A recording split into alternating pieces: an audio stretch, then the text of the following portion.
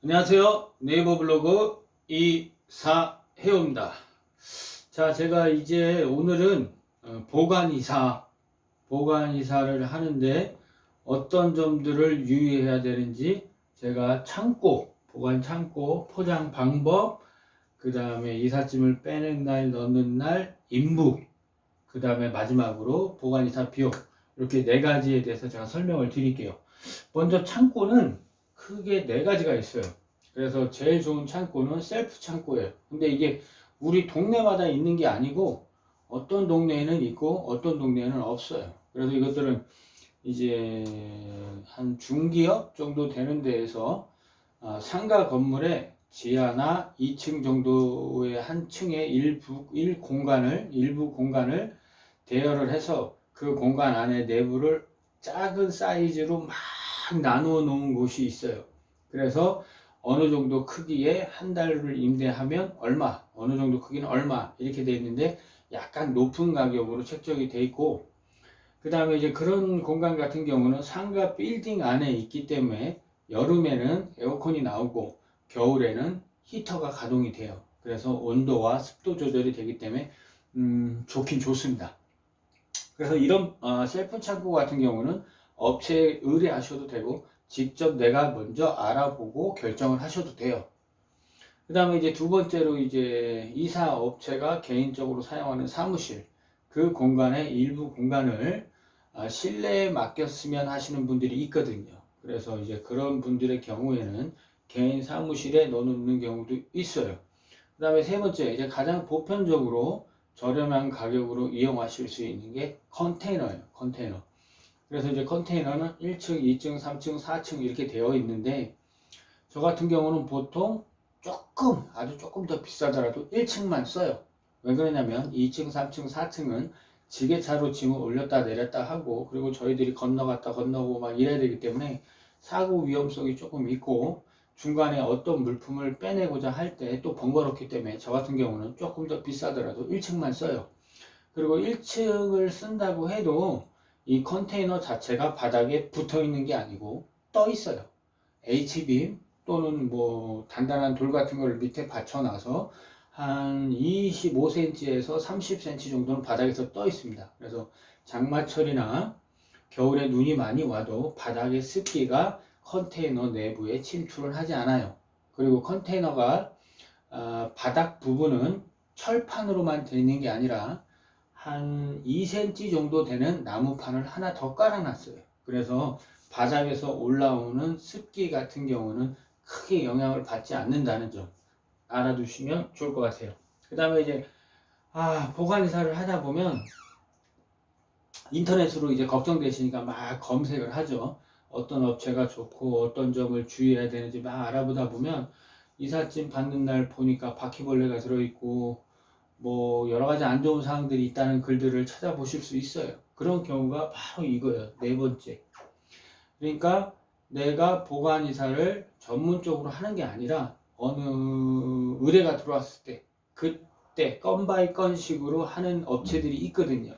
그러다 보니까 이사 자재도 좀 부족하고 창고도 없고, 그러다 보니까 싸게 해서 내가 창고비를 예를 들어서 20만 원을 받는다면 비닐하우스에 10만 원에 주고 넣어놓고 10만 원을 내 마진으로 만드는 거죠. 아주 안 좋은 경우예요. 그래서 비닐하우스, 그 다음에 이제 공장에 요즘 가동률이 많이 적죠. 그러다 보니까 공장의 일부분이나 아니면 공장에서 쓰는 창고, 그런 경우에는 공간이 굉장히 많아요. 그래서 바퀴벌레만 들어갈 수 있는 게 아니라 쥐가 들어갈 수도 있고 막 그래요. 그래서 이제 그런 곳에 놓더라도 가림막이 벽과 천장이 다 가려져 있다면 상관이 없는데, 그렇지 않은 곳에 보관을 하는 기타 창고나 비닐하우스 이런 곳에 짐을 보관하게 될 경우에는 문제가 될 확률이 상당히 높아요. 그리고 이제 두 번째, 개인 사무실이 어떤 곳이냐에 따라서도 문제의 요지가 있고요. 첫 번째와 세 번째는 제가 볼 때 큰 문제가 없어요.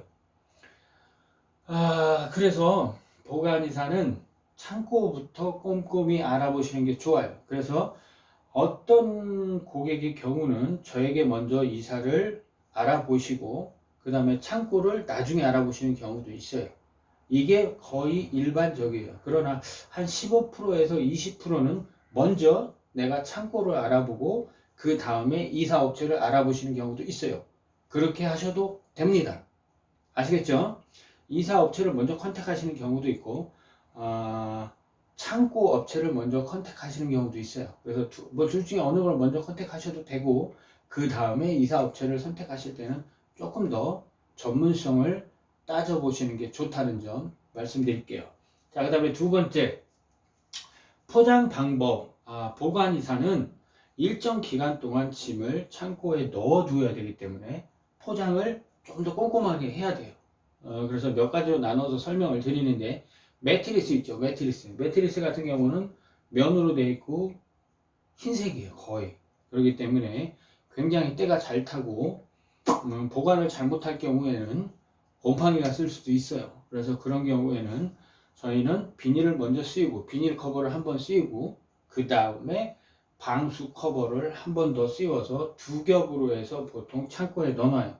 그렇게 할 경우에는 뭐 1년, 2년을 두셔도 크게 문제는 되지 않아요. 그래서 매트리스는 그런 쪽으로 하고 그 다음에 가전 비싸잖아요. 근데 이제 문제가 되는 가전은 정해져 있어요. 뭐 TV가 안 나온다, 뭐 그런 경우는 거의 없고요. 습기가 들어있는 가전들은 문제가 돼요. 이건 어쩔 수 없어요. 왜 그러냐면 세탁기, 냉장고, 그 다음에 뭐 식기세척기 이러한 것들은 그 기계 안에 수분이 전혀 없는 상태로 뽀송뽀송 말라있는 상태로 저희가 짐을 빼내올 수 있다면 그런 문제가 없어요. 하지만 세탁기가 물기가 한 방울 없기 쉽지 않고 냉장고 컴프레셔 주위에 물이 한 방울도 없이 빼내오기 쉽지 않아요. 냉장고를 이렇게 옮기다 보면 컴프레셔 쪽에서 물이 나와요. 수분이 있어요.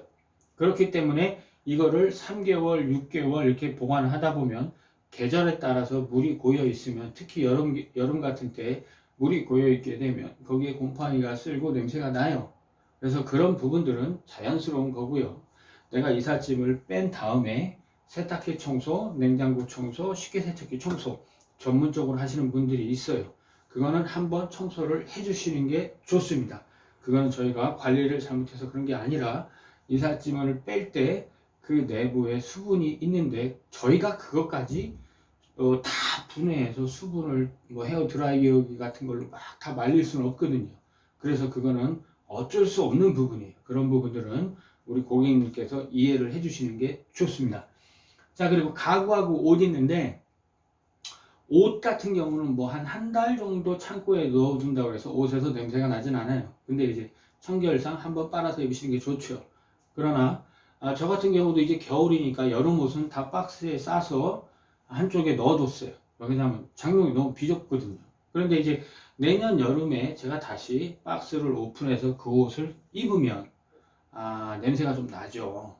그거는 이제 어쩔 수 없는 거예요. 그래서 이제 옷 같은 경우는 정말로 걱정이 되신다면 방향제 있죠. 습기 제거제 한 박스당 하나씩 넣어달라고 하시면 그렇게 해드려요. 그리고 가구, 큰 가구들도 이제 습기를 잘 빨아들이는 성향이 있잖아요. 재질이 나무다 보니까. 그래서 이제 그런 가구가 내가 장기간 보관을 하는데 뭐 6개월 정도 보관을 하는데 가구가 비싼 가구고 상하게 되지 않을까 걱정이 되신다면 업체한테 요구를 하시면 돼요. 물 먹는 하마 같은 것들 하나 구매를 하셔서 내 장롱 하나마다 하나씩만 좀 넣어주세요. 안 할 업체 없습니다. 아시겠죠? 그 기간이 굉장히 길지 않다면 그것도 안 하셔도 되지만 기간이 길어서 걱정이 된다면 습기 제거제를 하나씩 넣어놓는다면 크게 문제가 되지 않는다는 점, 걱정하지 않으셔도 된다는 점 알고 계시면 좋을 것 같아요. 자, 그 다음에 이제 세 번째, 이삿짐을 넣는 날과 빼는 날, 인부. 이거 상당히 중요해요. 어떨 때 중요하냐면, 제가 며칠 전에 똑같이 보관 이사를 했어요. 그래서 짐을 빼서 제 창고에 갖다 넣었는데, 이 짐을 빼서 다시 들어가야 되는 날이 언제냐면 3월 1일이요. 3월 1일이면 정말 바쁜 날이거든요. 왜냐하면 대한민국에서 제일 바쁜 날이 2월 28일, 그리고 1년 중에 두 번째로 바쁜 날이 3월 1일이에요. 그런데 그날 짐을 빼겠다고 하셨어요. 그러면 3월 1일 날 제가 이틀 전에 했던 짐을 빼서 넣어뒀던 그 인원들과 같이 일할 수 있는 확률이 높지 않아요. 왜냐하면 3월 1일 같은 경우에는 일이 많아도 너무 많기 때문에 이사를 조금만 할 줄 알면 자기가 원하는 일 매출을 달성할 수 있는 날이에요. 그런데 하루 종일 걸리는 이런 보관 이사를 하루에 하나밖에 하지 않으면서 작은 비용을 준다면 저하고 일을 안 하겠죠. 그래서 저 같은 경우는 어떻게 하냐면 짐을 빼는 날과 넣는 날 날짜를 확인해서 저하고 같이 일할 사람들은 이날과 이날에 꼭 나하고 일을 해야 된다. 그래서 그 분들 중에 가능한 분, 거기서 또 저하고 일을 많이 했던 분, 그 다음에 일을 좀 잘하시는 분들을 선택해서 제가 3월 1일에 같이 또 일하기로 하고 이틀 전에 일을 했어요. 그러니까 이런 식으로 해야지. 왜 그러냐면 일주일을 보관한다, 뭐 2주일을 보관한다 그러면 내가 물건을 빼고 내가 집어넣는다면 어느 정도 기억이 나요. 그런데 내가 계속 다른 일을 하면서 3개월, 6개월 있다가 그 전에 3개월, 6개월 전에 짐을 내가 꾸렸지만 다시 이삿짐을 가지고 들어간다면 그 박스에 기록해둔 그 내용들이 있거든. 저희는 다 어디에 어떤 물품이 있는지 써놔요. 하지만 정확하게 100% 기억은 안 난다는 점. 그런데 작업 인원이 이 A라는 인원이 뺐다가 B라는 인원이 들어가게 된다면 물론 저희 이삿짐 하면서 한 경력이 있고 하기 때문에 어느 정도는 할 수 있지만 꼼꼼한 정리는 어렵다는 점. 그래서 이삿짐을 뺀 사람이 이삿짐을 넣는 날도 꼭 같이 일하는 게 좋습니다. 그래서 저 같은 경우는 3월 1일 날 일을 해야 되고 하기 때문에 비용이 높죠. 왜냐하면 빼는 날은 일반적인 날이라고 해도 넣는 날은 굉장히 비싼 날이거든요. 그래서 보관 이사는 이사 비용이 조금 높아요. 그러면 그렇지 않은 날에는 어떠냐? 제가 설명을 드릴게요.